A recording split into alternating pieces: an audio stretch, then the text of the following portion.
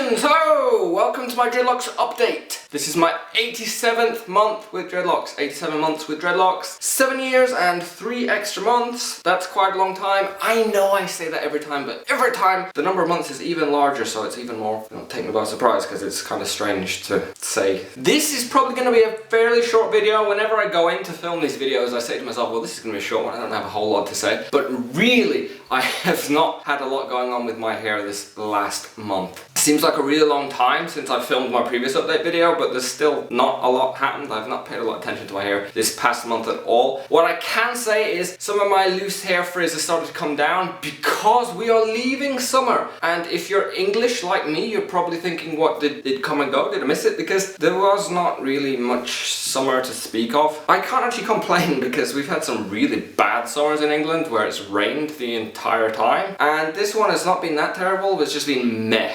It's not really been like, yes, summer is here. So I can't complain too much, but there has been some humidity, and I've been outside of the country a few times and there's been more humidity in the places I've been to, and humidity plays havoc with my hair, so I will not be missing the humidity. I'll be looking forward to autumn and winter where the humidity will go down, so my loose hair will stop sticking out on end, and also I won't be feeling so warm, because obviously when you have dreadlocks, your head is very well insulated. It's like wearing a thick winter hat even in the height of summer, so moving into the colder months, I quite like that because I feel a bit more comfortable. I mentioned in my previous update that I had some separating to do. I had a lot of dreads at the back that were sort of sticking together. I have not done that. So a month has gone by and the dreadlocks are still stuck together in pretty much the same way they were before. I have pulled a few apart because they started to tug and it was uncomfortable. But I have not really gone in and done a whole lot of separating because I don't really ever do that. So I have a lot of Congos, but I try and keep roughly on top of it because I don't want just 4 dreadlocks. But I think it's a decent example of the fact that you don't have to separate your dreadlocks as much when they get older. I get lots of people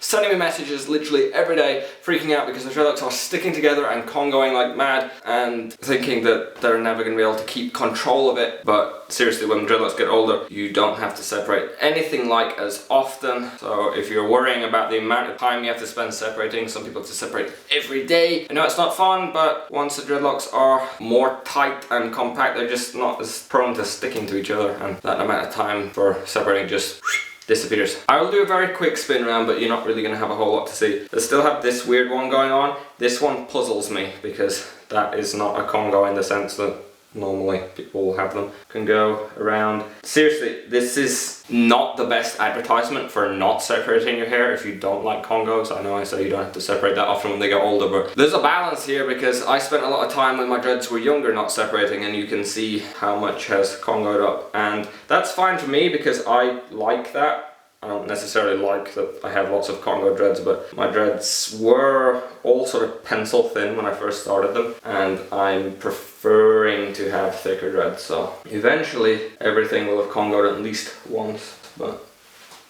that's just my choice.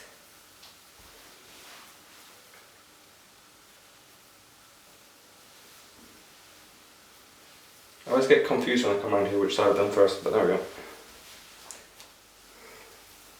I have been considering getting a hat for my dreads recently. I do already have a hat. I'd be hesitant to call it a tam because it's pretty much just a crocheted net. I think it would be a bit of a stretch to call it a tam, but I do have a hat, and that's one that I got when my dreadlocks were really young, and I don't think it would fit me anymore. But I've kind of refrained from buying one because I know a few people are in the process of making hats for me, so I'd feel bad if someone sent me one that they'd made for me and I was already sat there wearing a hat that I bought in the meantime. That was my 87 months of dreadlocks update. I don't know what that was, some sort of gesture. I hope you enjoyed it. If you did, you are more than welcome to click the like button. If you'd like to see more videos from me in the future, you can of course subscribe. If you're looking for dreadlocks tips, help, guides, advice, videos, there's a whole list of things. If you're looking for dreadlock stuff, you can find all my stuff on lazydreads.com. I'd like to thank you guys for watching. I hope to see you again next time. I hope to see you for my 88 months of dreadlocks update, which will be in a month's time. Thank you for watching. Farewell.